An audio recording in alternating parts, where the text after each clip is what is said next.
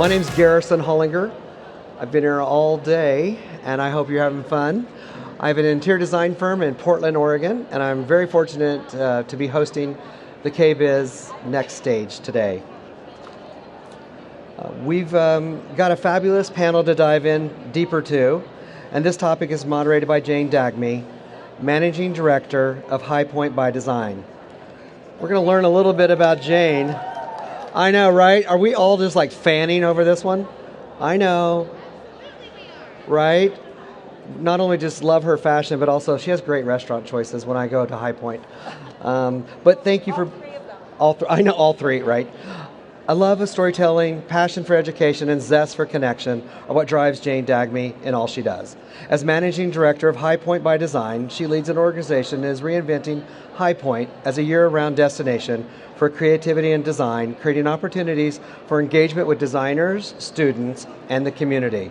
For 4 years prior, she served as Editor-in-Chief of Designers Today, energizing the magazine's pulse and growing it both in circulation and community. Jane, welcome to the stage. I'll let you introduce the panel. Really? Really? I'm not ready for that. You're not ready? You were introducing them all. Really? I can get you a script if you'd like. I can read it if you want. She needs a little assistance. I wasn't ready for Hang on that, just a but second. that's okay. Do we have a panel? She needs a panel description. She doesn't have it. Is this on? It's on. Hi, everybody. Hey, Jane, Yeah. just for a second, anything exciting you've seen at the show? Oh, gosh, yeah. Yeah, like what? What's one thing? Well, one thing. I just was in Bocce and the retractable. Has anyone seen it? The telescoping faucet? So that was cool. Put it on your list. One of our panelists, Jessica Deuce, told me to go see that. I went through, Kraus. Yes, Kraus, yes. And their cold brew and a faucet with cold brew and Yeah. anything that comes in a keg, as well as being a regular faucet. But in terms of short-term rental, which is our topic of conversation, and what I saw that I think, and I'm not a short-term rental designer, I just hang out with them, but what I think is really exciting for that market that I've seen, Delta has a shower head that has a Pro Clean feature that you can like clean the shower after you're done, and that takes a lot of time away from housekeeping. The other thing I saw was a 10-pound washer dryer in one at GE Profile, and that for, again, like I don't do this, I just have been talking and interviewing designers in this space, but for housekeeping, that's amazing. You can put it in, it washes and dries itself, clean the rest of the house, you're done. That's awesome. So those are, some things. Here's some great notes to read. Have fun. Okay. Okay. All right. Well, these are my, you know what? I'm just going to, Jessica Deuce, J Deuce Design, Vacation Rental Designers, come on up. Jessica is based in Houston, and I'm like looking, I know I ask you all about yourself, but I don't have the bios. But you know what, to me, you can go to everybody's website and find out about them. I think you're here to hear the discussion. So Jessica's an interior designer. Her niche is vacation rental design, short-term rental design. She and I are producing a vacation rental design summit together in High Point. Next up, Joy Williams, Joyful Design Studio. Joy is based in Chicago, and she is a luxury residential interior design, as well as a short-term rental designer and owner of properties in, I know Augusta, Chicago, and Georgia, right? Okay. And, so welcome, Joy. And then Jamie Briesmeister, who is an integrator of technology and helps designers create seamless, digital, connected, smart home experiences. And Jamie is based, are you in Massachusetts or? St. Louis. St. Louis, okay. Midwest. So, Yep. yeah, we've gotten together a couple of Zooms. And anyway, that was, there we are. All right. And we're all J's, right? Yes, this is the J It's the team. J team. Yeah. So J Squad. I love that. So first of all, it would just be really cool for us, and I see some people in the audience that I know that are in this field, but if you have designed a short-term rental property or a vacation rental property, raise your hand. If you have designed. How Ashley, about I see you. if you've designed and own? Like you are the designer, you are the owner of a property or more. Some people aren't raising their hand that I would have expected to raise their hand. There All we right, what go. about real estate entrepreneurs, like that are working in this field, developing? Yay! All right, it's exciting, right? It's like such a fast-growing category of real estate. And I'm going to take these notes and get my own notes. They ask us for our questions, but then I always change them just a little bit. So a few facts. So AirDNA is like a trend company looking at the short-term rental market. And they, in 2023, this year, there will be 1.4 million properties on the market. So 1.4 million properties, that's a lot. And as Jessica will say to me, it starts with the scroll. So for you to stand out, you got to look great. Your properties have to look great. They've got to be photographed great. And then they've got to have amazing amenities. And I think it's on behalf of the aesthetics and the amenities that we're gathered here today, because at KBIS and the Home Building Show, you can find all that good stuff. So first of all, Jessica and Joy, designing in this niche, you choose to do it. Just tell them, for anybody that's not doing it, that doesn't know how fun or challenging it is, what's the great about working in it? Like, what do you love about that as opposed to residential? How is it different? What do you love? Well, for me, part of it, I love that I get to do my own properties, so I get to design what I want, how I want it to look, and try to appeal to people who, are looking for a design-forward stay and a comfortable stay. But I think it's different from my residential practice because I'm usually designing for someone who has their own aesthetic, and we're trying to, make sure that the design fits within their aesthetic. So for me, that's the difference. What do you love about it? I love short-term rental design. I'm trying to say that more instead of the Kleenex word of Airbnb and VRBO.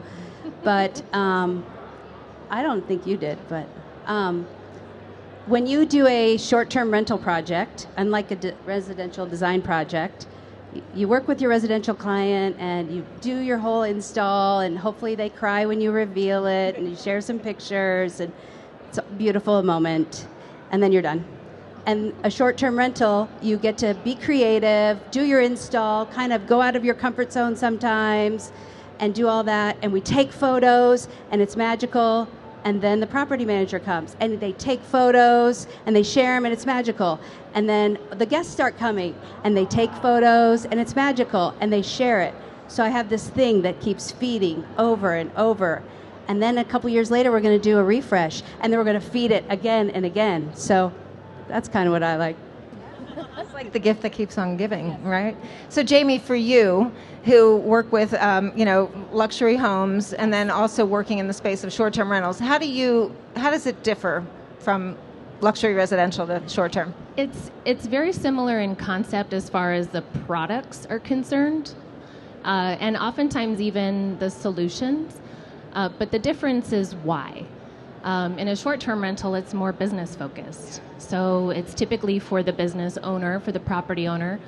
What does that person value? Typically they want to know if lights are left on, doors are unlocked, a security system is unarmed, a window's open, if an appliance is going to fail sooner than later. In a luxury home space, it's more about what do I want? What do I love? What do I want to see? And it's very, very personal. The products might be similar in both cases, but how we implement them, how we design them to go together and function together is very different. So in working in the space, I know not every single owner that you might work for wants to completely rip out the kitchen and do all the baths and retrofit technology.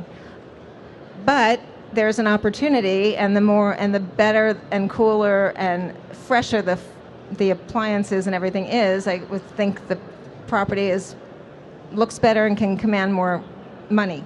So in terms of when you have projects, and I'll start with Jessica, when do you start the conversation? Do you recommend, how do you get into the conversation of tech, kitchen, and bath? Right away. And like you said, it starts with the scroll. This is a booming industry, and the days are gone where you took all the gross stuff that you hated in your house and from grandma's basement, and you put it in and it rented. Those days are gone, and it's highly competitive, and we need to have that conversation early on. So it may not be in your budget to do everything. We can make a long-term plan. You get a great integrator or something like that, you can retrofit, but you have to stay ahead of the curve on it, because when you first started, you were one of 10, and now you're one of 1,000. You have to stay fresh. So we do it right away. And Joy, in your properties that you own, did you remodel kitchen and baths to do a short-term rental? Yes, we remodeled every kitchen and bath. We think that is a great starting point because that's where people really see value in your property. We also think that it's important to go design forward as well as tech forward when we're designing, because people want the fantasy of, that's different than what they have at home. And sometimes it's good to kind of introduce them to technology or luxury items that they may not have been able to experience on their own. So it is a good kind of microcosm of research you can do in your own properties. Can you just give an example of introducing them to what you just said, technology that they may not have done on their own? Well, I saw actually one item here. It's the Kohler sprig. I definitely will be putting that in my properties because I think it gives them a spa experience. It's a lower price point to kind of give them that experience, and it's something that I think that they would enjoy and feel as if, oh, maybe, I'll rent this property again because the owner really cares about, my well-being and how I feel when I'm in the property or in the shower. So not every thing that is specified from kitchen and bath needs to be connected in smart home. This is a question for you, Jamie. But in terms of somebody that wants to upgrade, but doesn't want to spend, what are the good, better, best that should be thought about in this category of design? Sure. Good, solid Wi-Fi foundation throughout the whole home and outside. So in every bedroom, bathroom, in any amenity space, kitchen, family room, gathering room, etc., and outside, ensure there's Wi-Fi available. And streaming services on whatever televisions you tend to have, just have them embedded, have it all set up, maybe have a house account so people don't have to log in. Those would probably be what I would call as like the starter. Better would be, let's add in some lighting and smart connected appliances. This is mostly for the property owner, so that they can be alerted, one, if lights are left on, and two, if there's a need to service an appliance. But also it gives the people inside a nice experience to press one button and have all the lights change, to leave for the day or whenever they're checking out, to hit a button and make sure that they actually turned all the lights on so that they get a good rating or that they can, be considered a great renter. And as far as best, I would say let's play a little bit with lighting. Either tunable white lighting or color changing lighting is really fun. And add some entertainment in other spaces that's a bit more enhanced. So add some music in a few locations where someone could maybe Bluetooth some audio to. Those would be great enhancements, and it doesn't have to happen at a really high dollar. You could start at a good system for a couple $1,000s to get a nice Wi-Fi base package throughout your whole space, and then double it for your better and triple it for your best. So I forgot about this. I thought this was going to go on like auto rotate, so I forgot to start the slides. But I put this one up that you gave me, Jamie. Sure. So I don't know, is there anything here that... Yeah. So this was a kitchen. This was for a homeowner, so not a short-term rental. But They were our first clients, and then they renovated and they hired us again, and we've just been back constantly in their home over the past 18 years. So this was their second kitchen renovation, and as you can see, we had to show where these hidden items are in this kitchen, because if you involve an integrator and you can do it well from the beginning, we can hide all of these things in your kitchen, so it really does look timeless as time moves forward. So we have hidden speakers that are truly, they lay in like a drywall patch. There's smart lighting and dimming controls so that everything is connected. You press one button and then all the lights adjust as you would want them to. There's motorized window treatments hidden in that little corners pocket on the window. Smart home automation, meaning that when I press my away button, it turns my lights the way I want. It raises up my garage door so that, well, not me, but so the homeowners can go outside and go to the garage. All of the connected appliances that happen in the kitchen. And then that base foundation is that home Wi-Fi. And you don't see extenders or wires or anything like that because we planned for that Wi-Fi experience to be hidden as much as possible. I'm not sure how I'm going to do this and have your slides, but I thought it was just going to be on rotate, but we'll figure it out. All good. And you'll see some really pretty spaces that these women have done. But Jessica, you said something, and you said, so going around this trade show, in terms of upselling, like the opportunity for you and your business in this space, how you come here, you get yourself educated, and then you take that knowledge to your person. I mean, just like, I guess, in a way that you would do to residential. But what are you telling them in this short-term rental space? How do you sell them on this? Is it alcohol?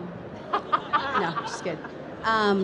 It depends on who you're meeting with, the owner, property manager, investor. But yeah, they do want to know what is a new and unique thing sometimes, or we're just kind of starting over with a timeline refresh. A washer and dryer, like you mentioned, that can wash all the comforters for housekeeping on their flip.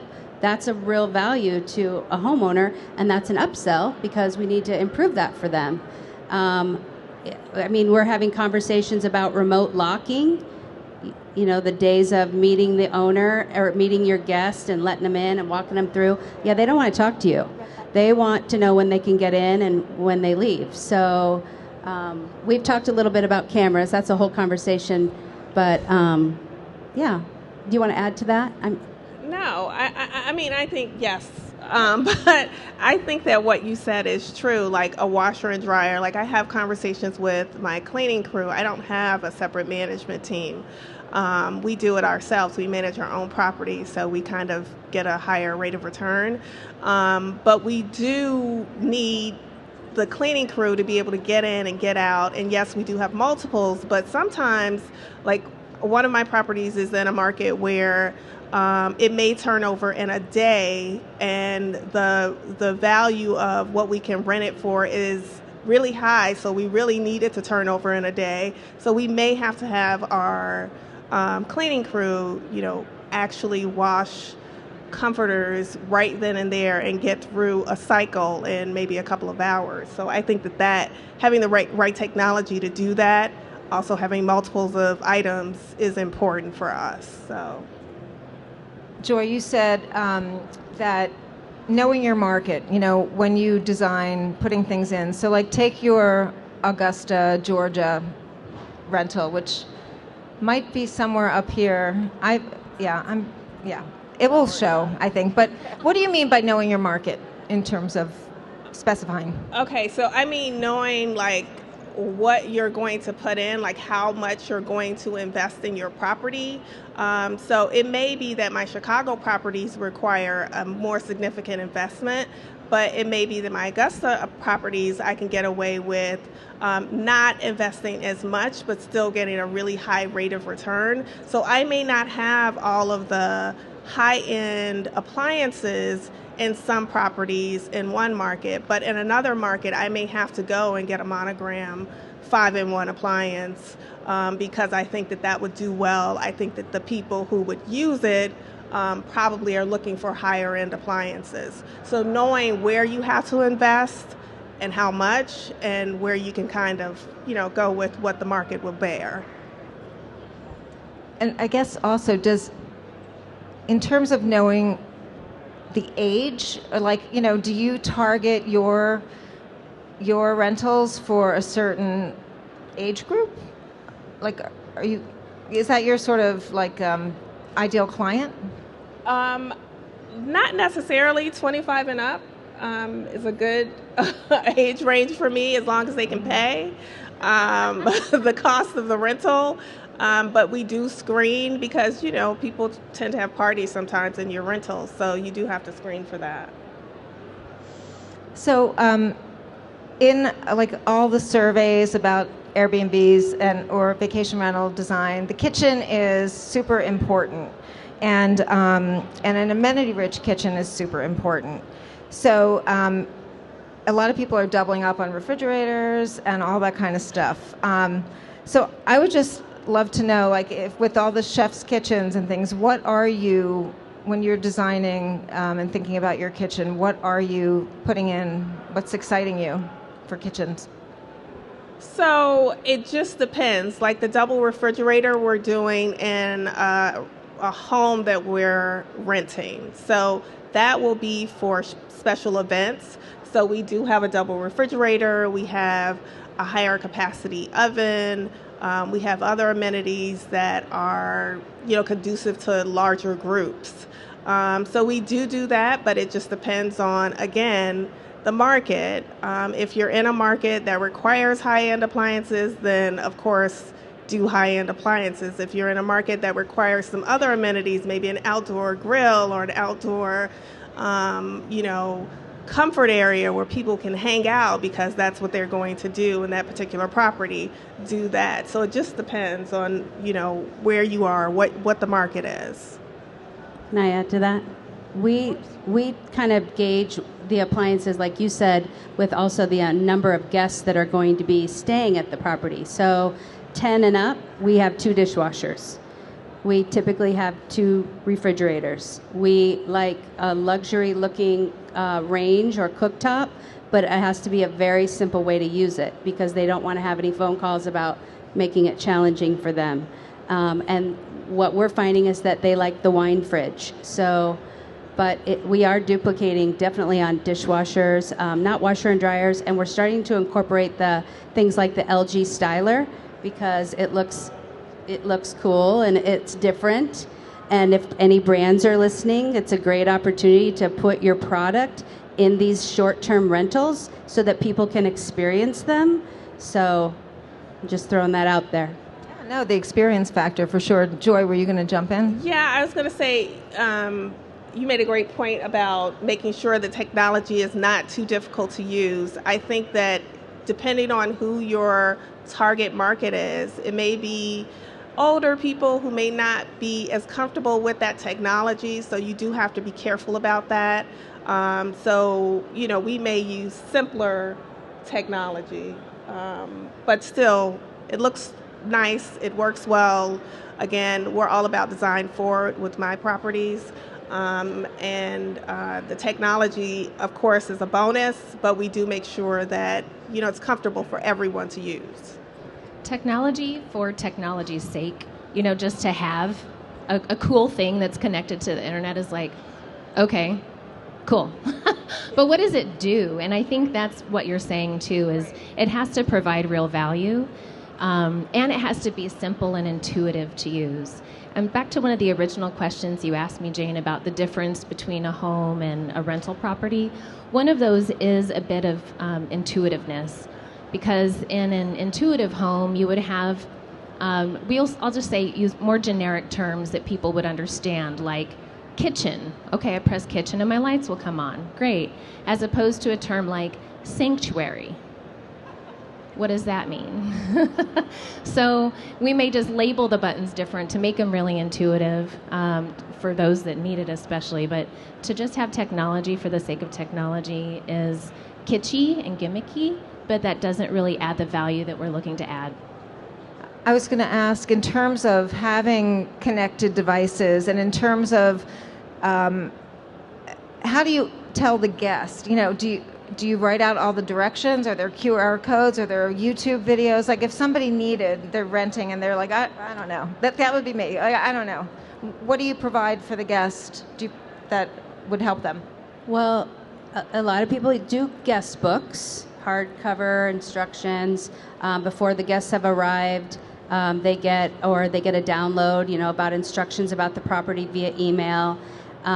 There's apps that are really cool that now your guests, get the app, and when they get to the property, it literally can tell them how to work everything, the really cool place that you like to go for sushi, and this bike trail's over here, and it's more interactive for the guest. That's a great way. So I would say a combination.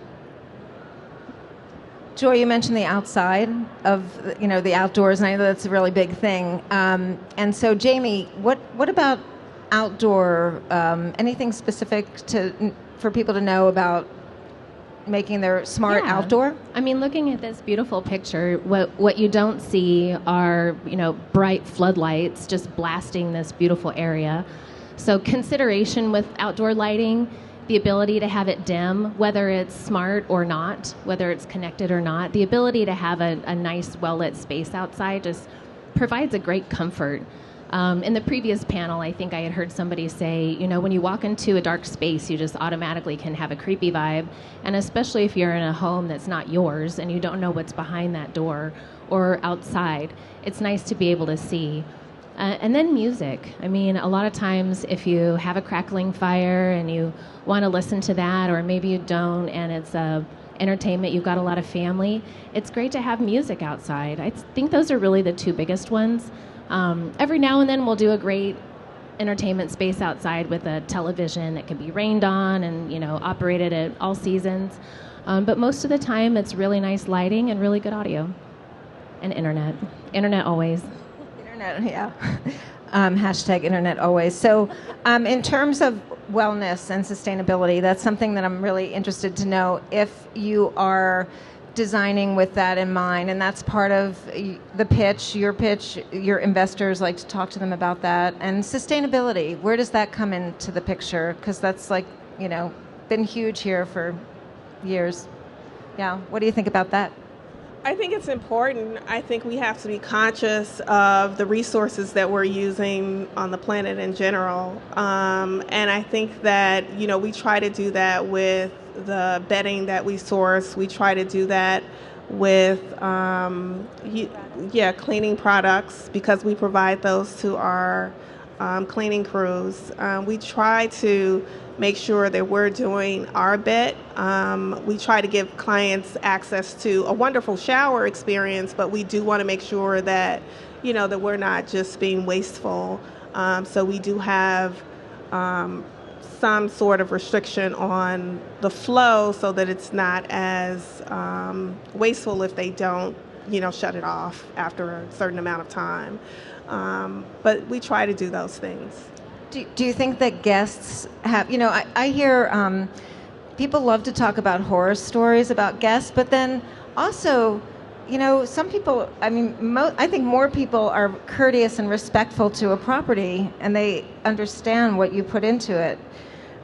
So it's great to put but regardless, to put some restrictions on things like water.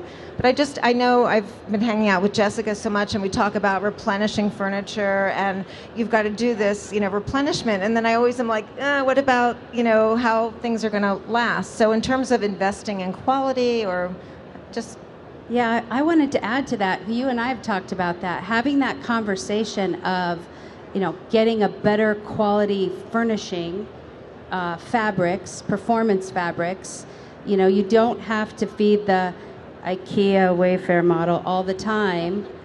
There's great stuff out there, and be a little more conscious about your selections so that that is a way you can be more sustainable. There's a sustainable leader in the audience, and would you say that would be a great way to incorporate it? Yes, be conscious of what you're sourcing. I know that you see this really cool $60 chair, and you can just fix it if somebody breaks it, but we can give you something a lot better that is going to cost a little more, but you're not going to keep replacing it. And along that same note, the same concept applies to technology. There are many, many electronic shows throughout the year that I attend, and new brands pop up all the time, and they're exciting, and they may have a neat feature that they're trying to tell you is the best in the world. And oftentimes that company is scooped up by a larger company, and the products are no longer available. So when it comes to choosing furnishings and materials that you want to last, if you're adding technology in, the same concept applies. It'd be better to have more advanced technology that performs better than to put in technology that's kind of unreliable and hit and miss. Your renter's experience will be so much better if they actually have stuff work for them, as opposed to think that it's going to work and find out it doesn't. I didn't ask when I was polling the audience, how many of you in the audience represent a brand? Somebody that's here at the show? One. There's one. That's it? I see. No. Hi. Did I see two? Oh, I see two. Okay. I feel like it's an auction. Anyway, and you touched on this before, but you know, and as we go through the market, I know I'm talking to brands about this category of design, and they're excited about this category of design. So you talked about, you know, the experience, using an LG styler, and then, you know, I want one for my home. But are there other reasons that you believe brands, manufacturers need to pay attention to this growing design category? You create, you help your owner, investor, property manager, whoever it is, create this space. And let's just use the LG Styler option or the Thompson Traders beautiful sink, whatever you picked as part of your design plan. And then your guests come in and they take photos, and maybe you have a QR code that they scan for more information about the product or how to buy it through you. And then this message of your product just continues to go. Why would a brand not be thrilled about this? That you're asking for some form of direct marketing. I don't know how much more direct we can get you. And we are continually giving you new people. So it's a very exciting time for brands. I'm a little passionate. One of the integrator friends of mine that's out of California, his name is Gordon Van Zwyden, and his company is Cybermanor.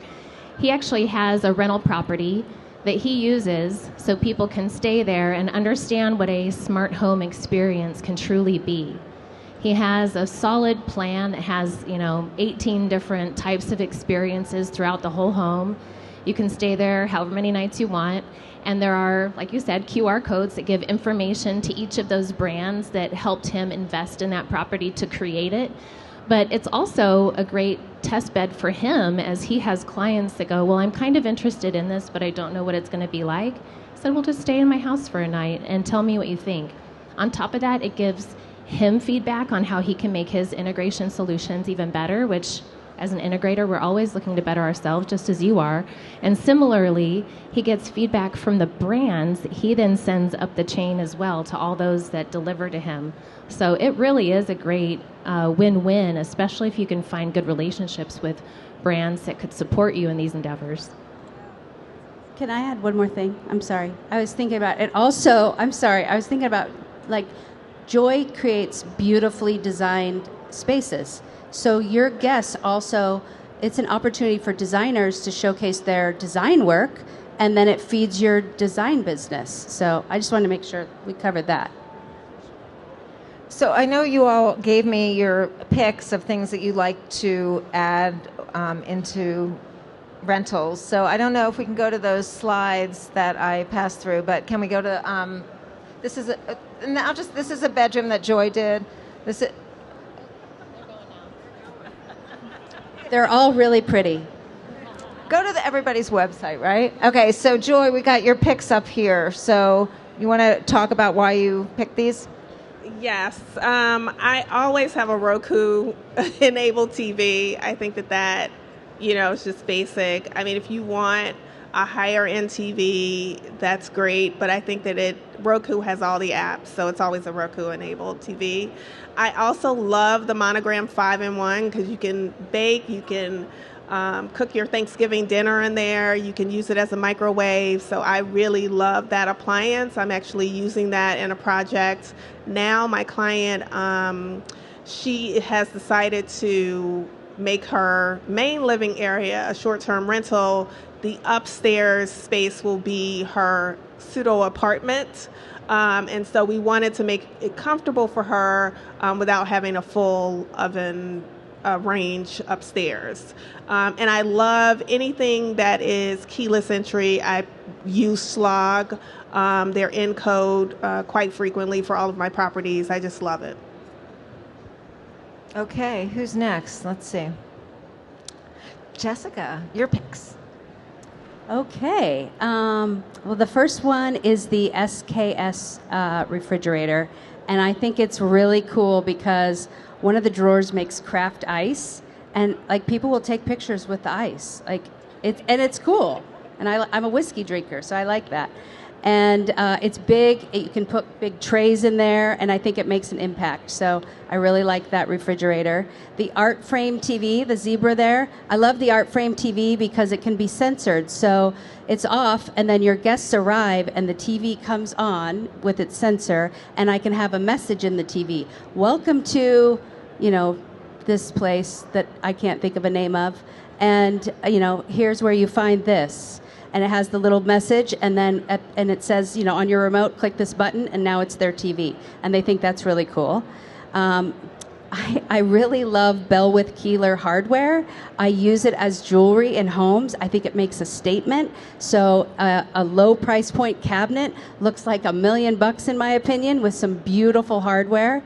And then there's that LG styler. I'm kind of a stalker of it. I think it makes an impact. I think guests want to share that they got to steam their pants and antibacteria their shoes and their kids' toys. And we do some beach homes, and it's a great way to quickly recover from what you got when you're running around on the beach.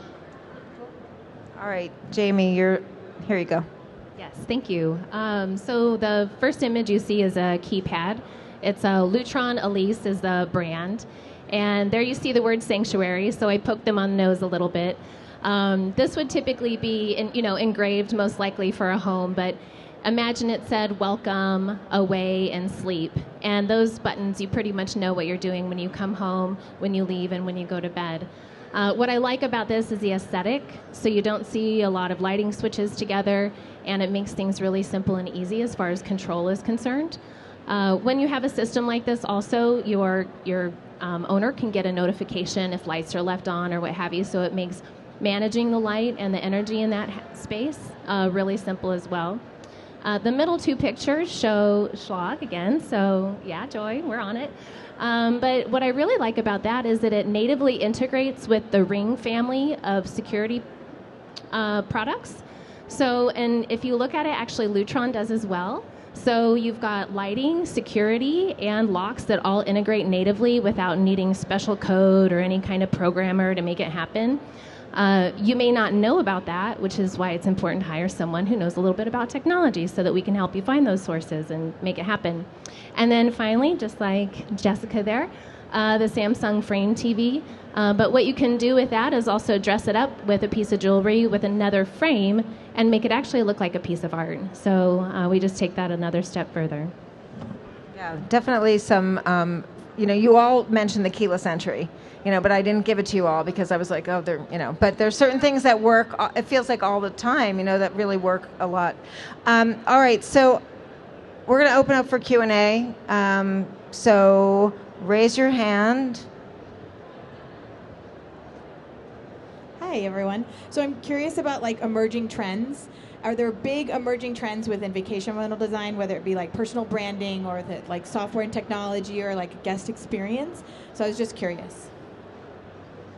Yeah, I think guest experience is one really emerging area. I think having chefs come in to cook for guests, giving them experiences in a town that they're not really familiar with, I think that sets you apart as a short-term rental. And I think that, like Jessica said, the competition is really getting very stiff. And so you do have to set yourself apart. That's something you do with one of your properties, right? Joy, didn't you say that your properties that are down in the masters, you link them up with like transportation and what have you? Yes, we link them up with Yeah. transportation. We give them breakfast in the morning, so we have people come. We have them clean every day.